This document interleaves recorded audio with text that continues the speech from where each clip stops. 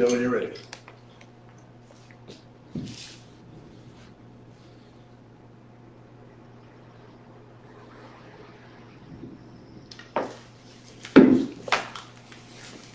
Hi everyone, and welcome to the House of Meditation. We're having a wonderful summer thunderstorm outside, so when the weather's inclement, we have other ways of asking everyone and calling everyone to the service. Tonight we will use our beautiful ancient gong.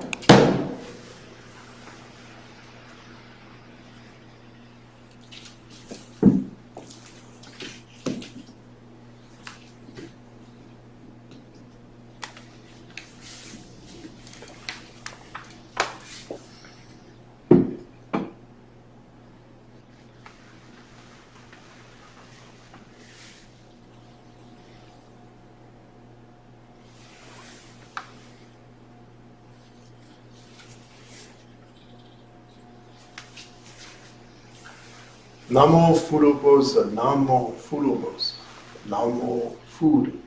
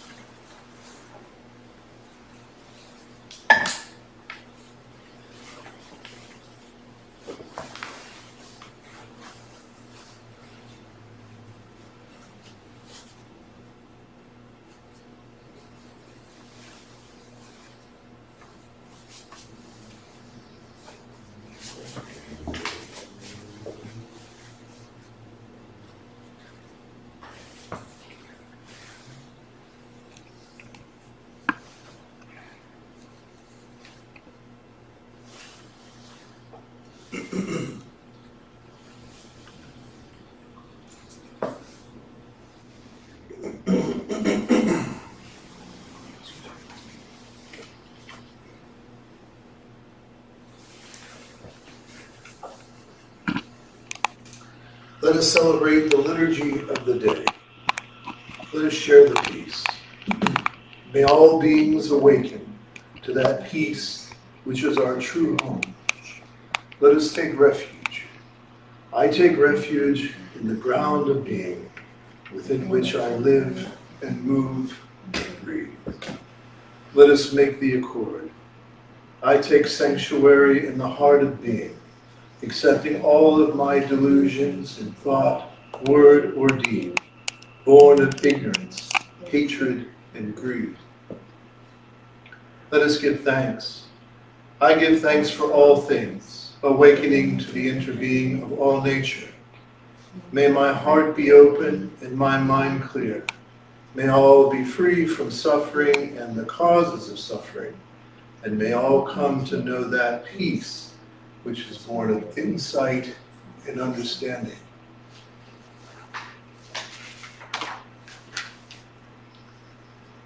Since it is the practice of enlightenment, that practice has no beginning. And since it is enlightenment within the practice, that realization has no end.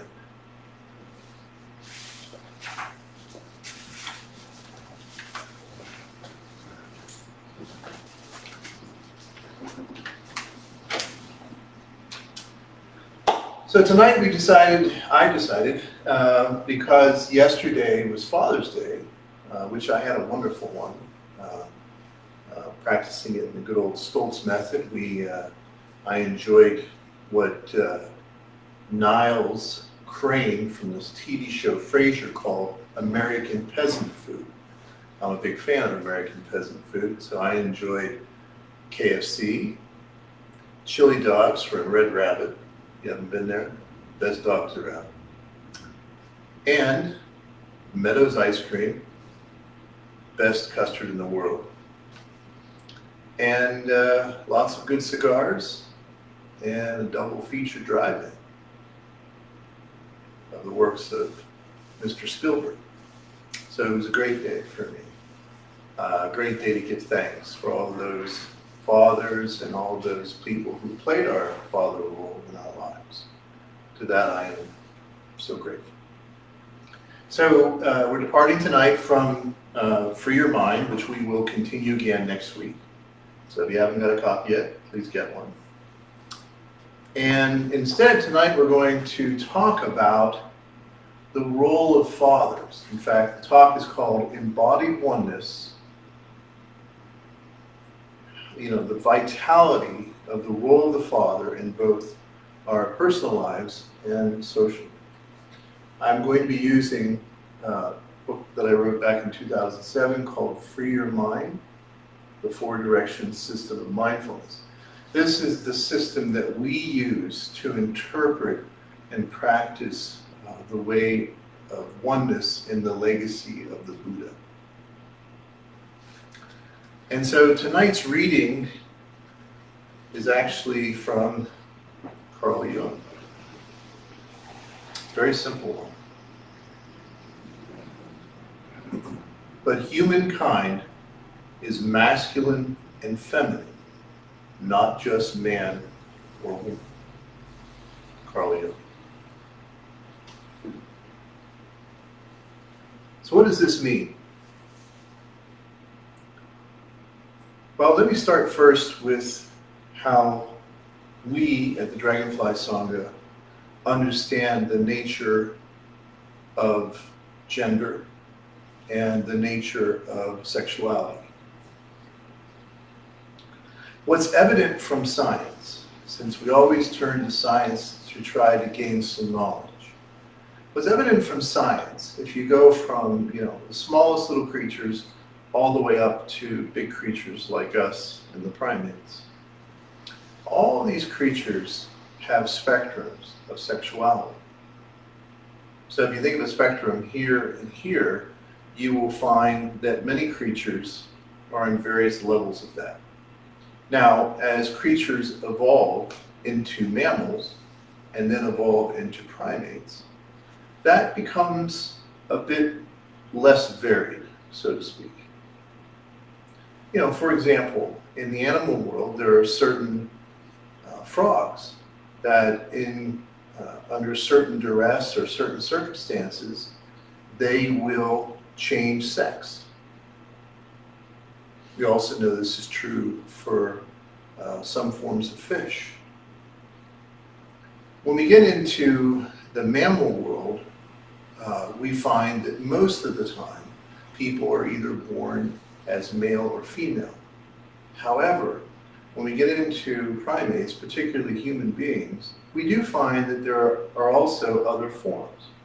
While the majority, the vast majority, have biological chromosomes and hormones which would make them male or female, there also is, on a very rare occasion, something that's called hermaphrodite.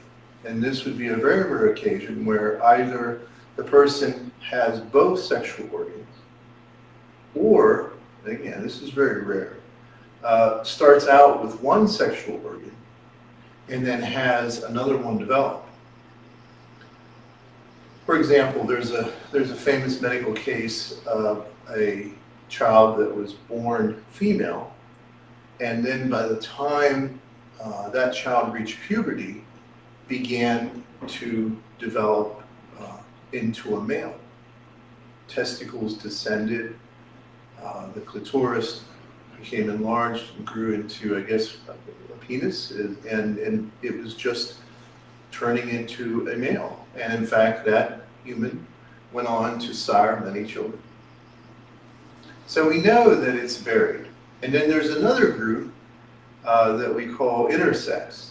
And that group, and that was a term that goes back to the early 1900s. And that's to describe someone who may have one set of organs, but has other variations going on genetically. And then, of course, there are those who, out of choice, change their gender. In this case, we're talking about transgender persons. And I don't think of them all the same. I think that they're different. I think we should honor the differences greatly. And when it comes to the role of human beings in raising families, then we know for certain that there is a definite difference that goes on. A lot of studies in neurology have shown that the male brain, and I'm going to talk mainly about male and female tonight, that the male brain and the female brain are different. And that there is a lot of different things that drive that. No one's 100% certain what that is or what that cause is, but we know that it's a mixture of what we call nature and nurture. And as the quote by Carl Jung makes clear, every human being has aspects that could be defined as masculine and feminine. Now, I don't like to use those terms too much because they're very confusing. What I prefer to use is a model that comes from the Chinese interpretation of the Buddhist teaching. In that interpretation, the way is known as the Tao. And the Tao represents the dynamic nature of the universe, so that we have both a yin and a yang, both of those working together to be generative and creative. And so our path, our practice is about experiencing and achieving balance. And so what we want to do is we want to balance these various different things within us. So if I'm a male, I want to bring into harmony and balance the yin aspects. So if I'm male, I have more yang orientation, so I need to bring in the yin to balance that out. Likewise for a female, again, I'm just using those two designations. You need to bring in the yang because of the yin orientation. And you'll find this is true throughout. So even when you look at personality types, using the Jungian personality types explicated by Myers-Briggs. You have folks that are introverted, folks that are extroverted. They have an orientation, but one must learn to integrate and become balanced in order to experience the fullest life, the fullest embodiment. And so that is always our task. How do these things work together? How do we bring balance? Now, if you're familiar with the Four Direction system, what I did was I took the teachings of the Buddha and I translated them following the Ko-Yi method that the Chinese used way back 1,000 years ago to interpret the Buddha's teachings through the Chinese culture. They called this Ko-Yi, which is where we get the word Tao from, to describe, just as I mentioned. What I did was I used psychotherapeutic language, psychological language that we would be more comfortable with in the West, and make it easier for us to grasp and integrate these teachings and ideas. So one of the very important models that we work with, and we have various what we would call mindfulness models that we will apply, is the idea that each human being goes through various stages of development. And that these stages of development are both social and physiological. And I don't know if you'll be able to see this in the book, but in the book it's on page 8, where we lay out this model of the principle or cycle of interdependent causation. Now, one of the things you'll notice down here is what we call the stages of development, or the aggregate stages. And each of these stages represents a psychosocial development, both involving nature and nurture. And each of these 5 skandhas, or states, evolves to develop sankhara, or the idea of an ego self. The first stage is the genetic stage that we inherit from our mother and father. We inherit from all the ancestors and all the lineage going way back to the very beginnings of evolution. And if you look at the fetus and you look at its development, there's very interesting parallels that you will find. For example, the fetus appears to be able to breathe in liquid. There's even a time where there seem to be gill-like features, fish-like features, chicken-like features. And we also know that humans all seem to be female in the beginning. And then in the last stages of gestation become male, if they're going to become male. So it's a fascinating world.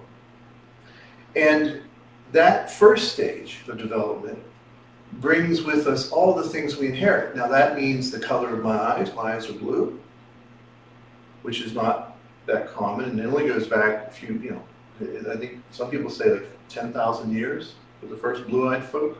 Could be wrong about that, but I think it's around that stage. Maybe it was a little later than that, earlier than that. But not just my eyes, but even maybe the color of ice cream I like may have somewhat of a biological origin. We don't know, and no one's absolutely certain. So in the Four Direction system, we just say 50-50. And then this is the fetus as it grows and then is born. The mother gives birth. And at this stage, the relationship from the time of in utero to the time the child is somewhere around 7 years of age, that relationship to the mother or whoever is playing that role in the child's life, that relationship is where we say that the feeling stage is created.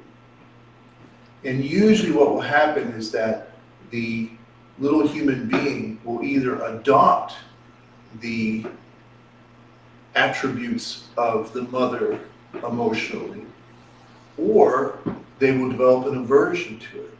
And why that is a bit of a mystery. It's an alchemy of different things.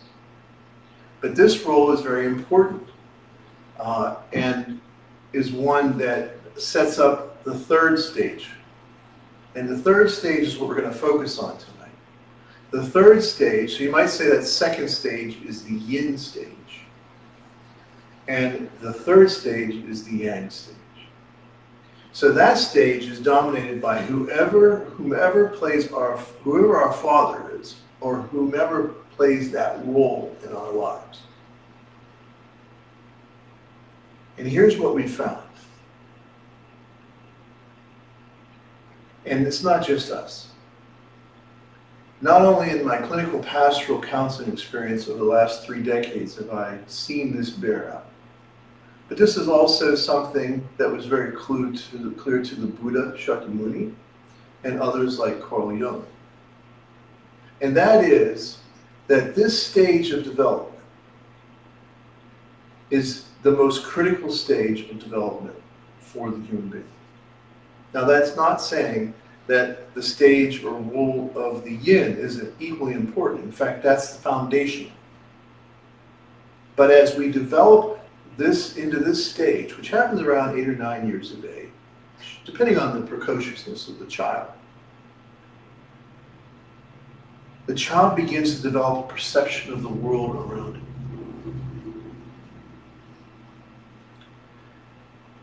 And this stage, if this stage is not good, so in other words, if someone, the father or someone to play that role is absent from the child's life at this stage, particularly, although I think both yin and yang, both mother and father play a critical role throughout. If this is messed up, then this is where most of the trouble comes from. Not that you can't have bad mothers, don't get me wrong. But in terms of the impact, it's that third stage.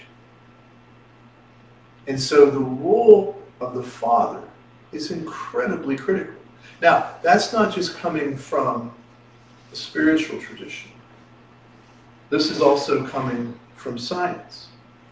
One of the things that we found from all the varieties of studies that have gone on, and I would say gone on most recently as we've developed greater skill and understanding about neurology and genetics, is that in many cases, the father's influence is more consequential to outcomes than anything else.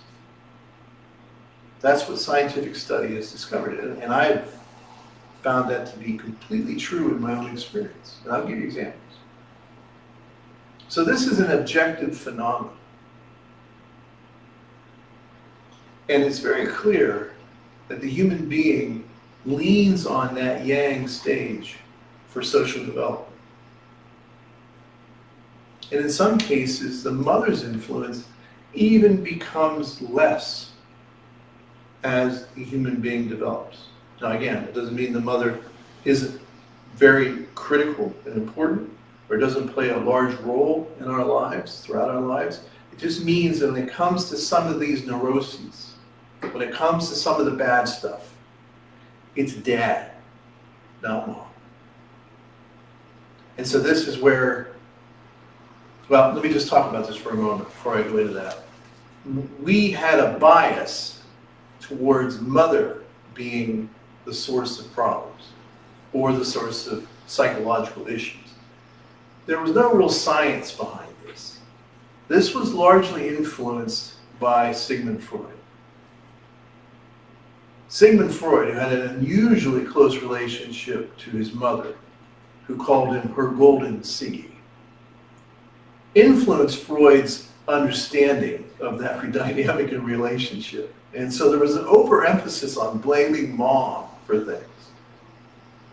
And even up and through the 70s, the 60s and 70s and 80s, part of the 80s, even experts were saying that the father's role was not that consequential.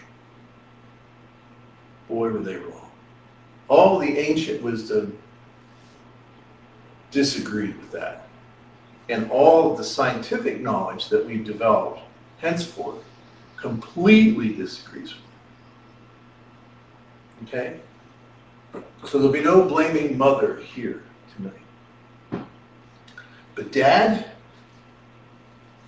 So let me just give you, there's a big list here. I wrote them out because it's a huge list. Here's what happens if a father is really good. And that means, now what does that mean? I'm going to talk about that. What does it mean to be a mindful father, an awakened father? Obviously it doesn't mean perfection, but I'll talk more about that.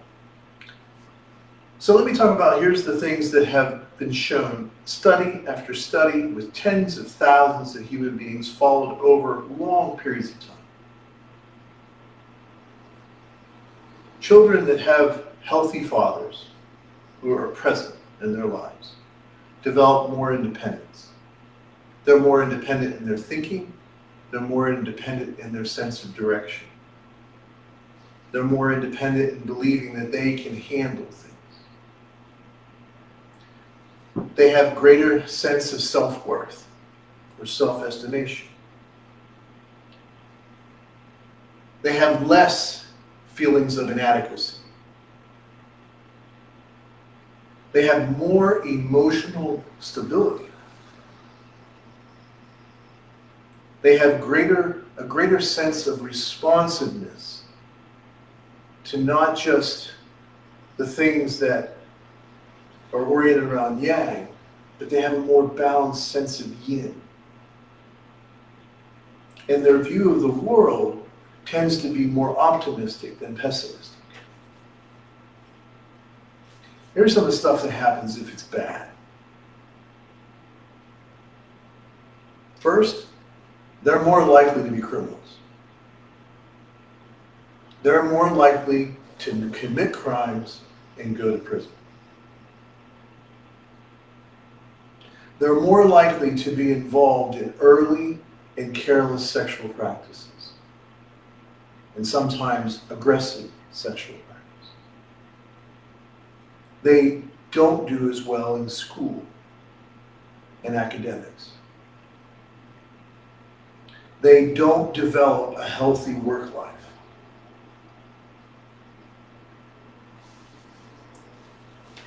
They tend to gender stereotype children that have a healthy father where nurturing has been demonstrated. I'm going to talk a little more about why that's so important.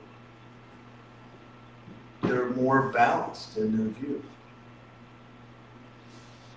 There's more anger and aggression in children who do not have a healthy father. There's more behavioral problems in general. There's more substance abuse, drug and alcoholism. There's more depression among children who had unhealthy fathers. And overall, their cognitive scores and their whole adjustment to life is maladjusted. Now I could go on. Those are just a few. So this is an objective phenomenon. So we know this is the case. Now, the ancient wisdom knew this. On the part of the Buddhists knew this and understood this. And when it came to archetypes or object images for meditation, yidams, things of that nature, the yang, the masculine, was always associated with compassion. And the yin, or the feminine, was always associated with wisdom. Always. Now, why was this? Why did they intentionally do this? Because they understood it. While they may not have some of the knowledge or the technology that we have, they had wisdom. They had great wisdom, sometimes surpassing even our own.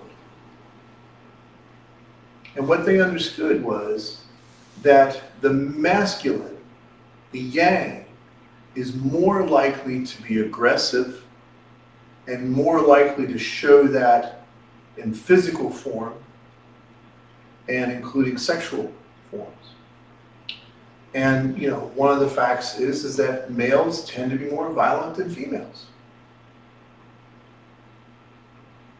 So they knew this, and they knew in order to help create balance, they made the yang imagery masculine. Because they wanted to encourage males to embody and balance the yang with the yin. And so they became symbols of compassion. Likewise, for the yin, or the feminine, it was to encourage wisdom to balance out the yin factor in women. And I don't know if it was intentional or not, but my own personal theory is that the reason that God figures tended to be male was not because of some, lack of equality. It was more about that same probably intuitive understanding that males needed an image of a compassionate being. And I'm talking about deities that emphasize compassion. Again, most strongly delineated in the Buddhist tradition, but you can find it in the other ones, the more theistic versions. And so compassion was the way within which males needed to have images, objects, and nurturing in order to balance out themselves.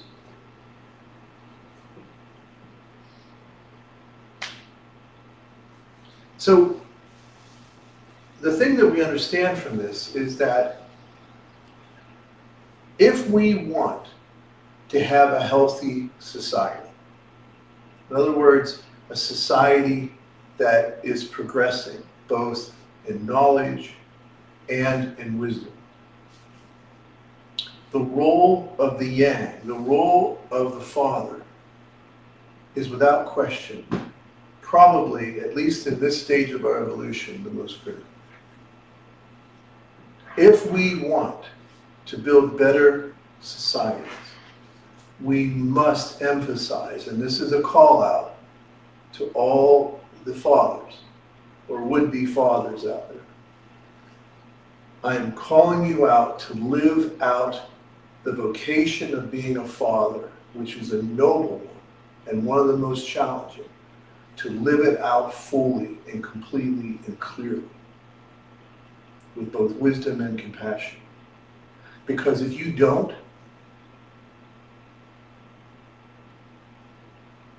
that's where most of the bad stuff's going to come. If you want to make a culture better, if you really want to help make things better, then we need to have good fathers. We need to have good people playing that yang role. Because without it, it's disastrous. And the less we emphasize that, it is my experience and opinion, the more our culture and civilization will fall apart.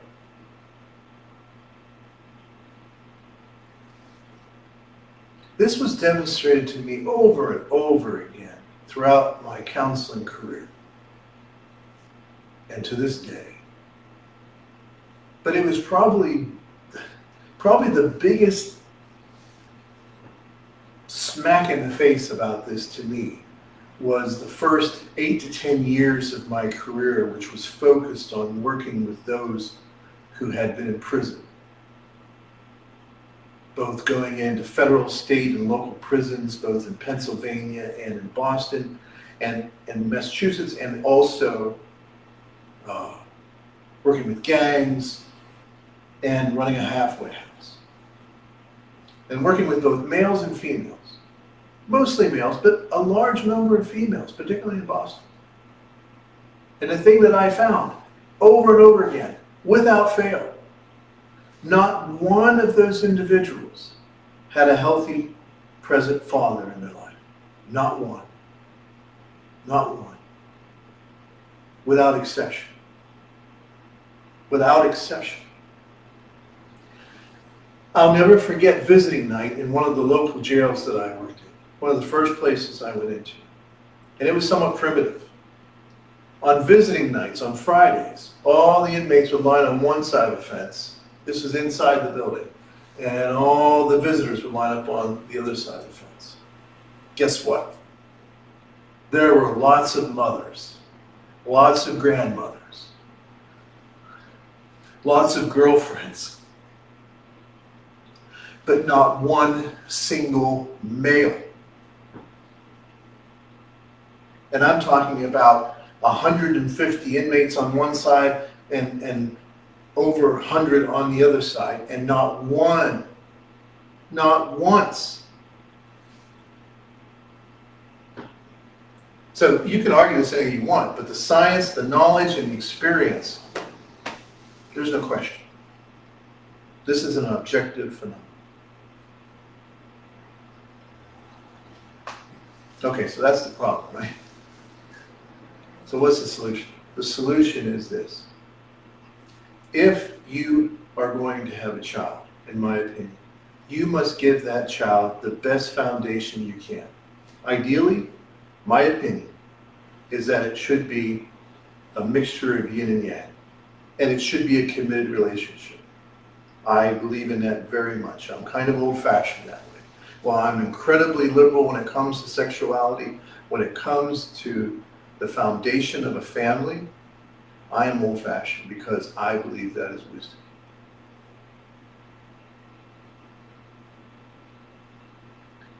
And if you're going to have a child, you should be involved in that child's life from the beginning. And let me tell you something. That responsibility doesn't end when the child turns 16 or 18 or 21.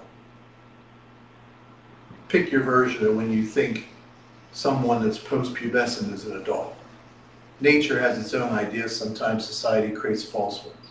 But the fact of the matter is, that doesn't end. It never ends. And if you're not willing to take that kind of commitment, to make that kind of vow, don't do it. Because any fool, any idiot can get a woman pregnant. But being a father, being a man, a male, a person who takes, a yang who takes responsibility, that's totally different. So what does it mean to be a mindful father? It means you need to be involved from the beginning. And again, you're never going to be perfect. So the goal isn't to be perfect.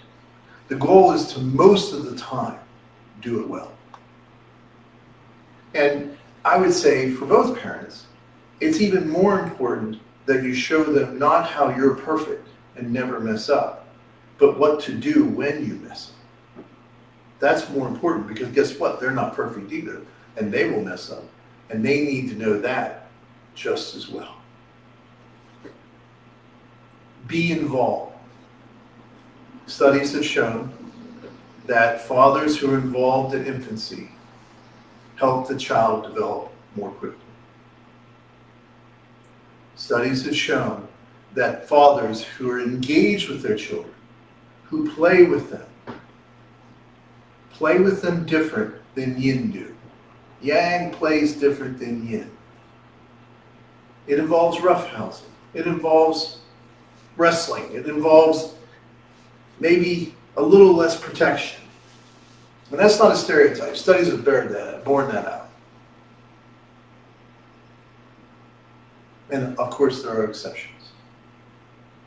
The studies have borne out that fathers who are engaged with their children, who take an interest in their children's interests, because all too often the child is supposed to have the interests of the parent. But when the father takes interest in the interests of the child and also pursues and motivates those and nurtures those, man, you just produce good human beings. And if you want to avoid all that list of negative things and you want to encourage the list of positive things, that's what you got to do. You got to be involved in their life. Now, being a mindful father, what does that mean? It means you've got to practice on yourself. You've got to practice the 4 directions. You have to be grounded. you have to practice every day to balance yourself out.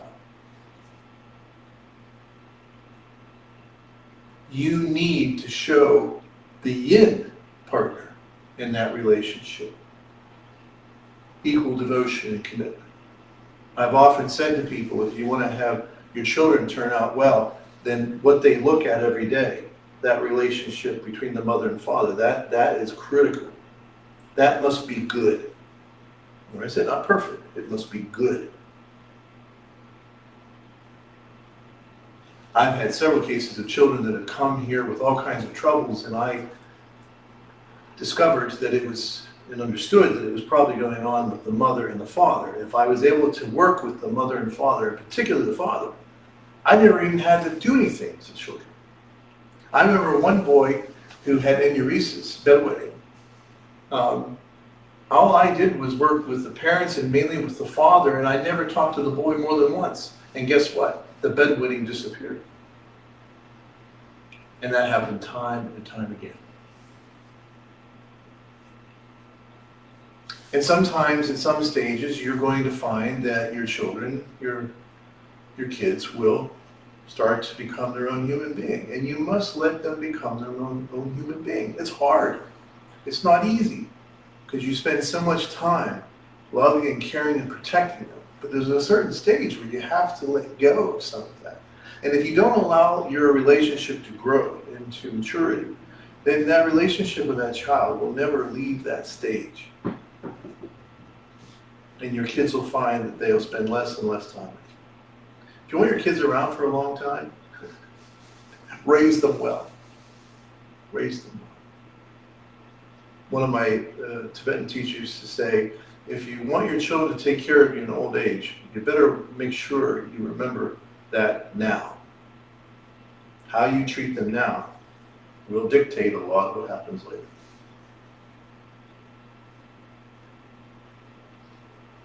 And fathers need a lot of support. Our society today, unfortunately, has lost sight of the wisdom of the need for the yang to be balanced and good. Men need support, fathers need support, yang proponents need support. They need to have models in other males that they can understand how to develop that balance, how to become compassionate yang.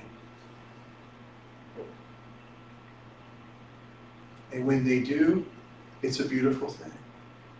It's a beautiful thing. And again, at another time I will talk more about the yin, but because of Father's Day being yesterday, I just felt like I really needed to say something about this. Really do. Because if you want to make the world a better place, have healthier families. Healthier families don't create kids that go out and destroy the world. They just don't. Healthier kids have a sense of belonging. That sense of oneness is nurtured. And when you embody that oneness by living out of that place of balance, hey, your children are going to go through their own struggles in life, but trust me, by example, they will not end up in these statistics.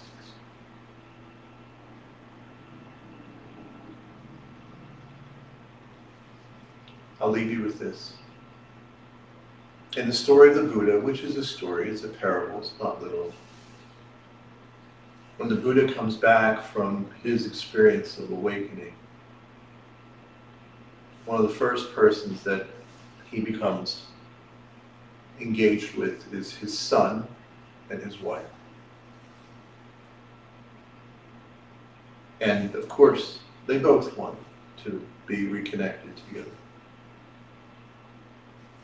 But Shakyamuni says, before we can do that, you must know that while I am your father and I am your husband, you are first and foremost a brother and sister in the Sangha. You are an equal. You are an equal. And that is the first place that I will go Sure, we have these roles that have been set up by society and evolution. But first and foremost, you are my equal. And I can learn from you. We can learn from each other. And I think that's so important because that's the way I approach it. When I look at my wife of 35 years, I look at her first as a sister in the Dharma, a sister in the Sangha, and then all the other things that come in to being my wife and my best friend. When I look at my son, I look at him first as a brother in the Dharma, and then all those other wonderful things about being his dad and he being my son. And I think that creates a nice foundation for how you go about things. We need each other in this. As it's been famously said, it takes a village. That didn't mean that you throw the kids out to society and expect society to take care of your children. Because you know what? If you don't take care of them, society's measures are not good, are not healthy. And no one will care for your children the way you do. But what I take from that saying is that we must support each other as parents. We must support each other as brothers and sisters in the Sangha. And that's what the Sangha is for. And that's why we don't just take refuge in the Buddha and the Dharma. We take refuge in the Sangha, the family of practitioners, the beloved community. It's equal to Buddha and Dharma. But we forget that. We expect these communities just to go on their own. But they won't unless you, as practitioners, are there to support them and nurture them and strengthen them.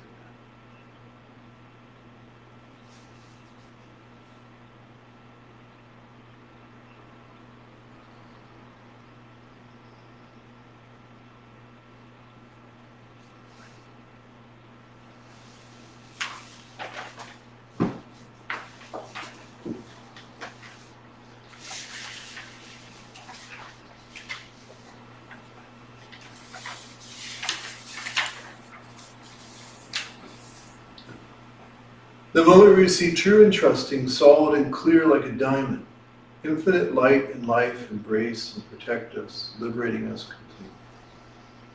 Let us recite together the four immeasurable vows. Sentient beings are numberless, I vow to liberate them. Delusions are endless, I vow to end them. The ways of compassion and wisdom are boundless, I vow to embody them. The way is unattainable, I vow to attain it. Let us share together the precepts for the community of the vow. I allow my true self to manifest in all aspects of life. I take complete responsibility for my own life and all of my actions. I affirm my personal being and acknowledge it as a path to awakening and freedom. I embrace all aspects of my personal being, including my shadow, so that they may be transformed. I affirm an attitude of openness to my true self, even in the midst of suffering.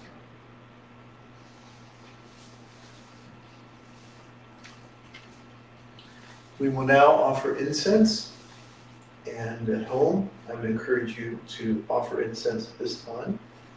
And we will chant the Nembutsu. And you can use your book of calm meditation or just follow along.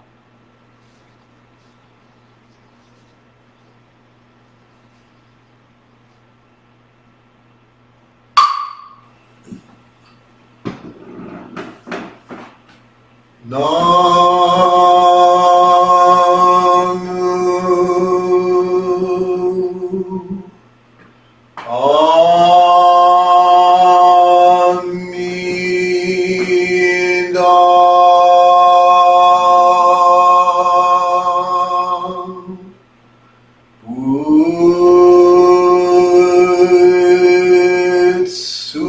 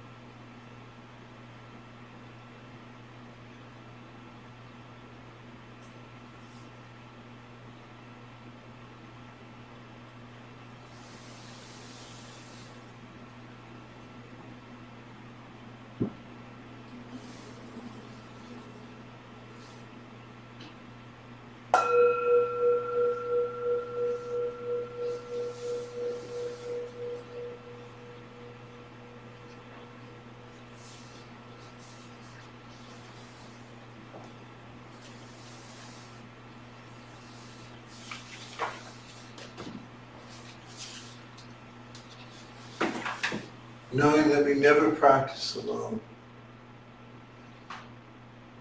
Let us take this practice and make it an offering by reciting the Bodhisattva's Gata together. We dedicate this practice to the welfare of all beings throughout space and time. May it always be so. Namo. Namo. Namo.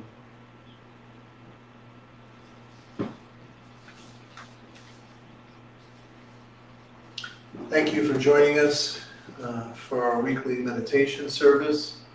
If you want to get any of the books that we use, you can go to AskSenseiTony.com and go to our store. There's also some cool paraphernalia you can get, like cool t-shirts and stickers and all kinds of stuff. And as always, we ask that you would consider making a donation to our community so that we can continue to offer the really important services that we do. Thank you. Blessings.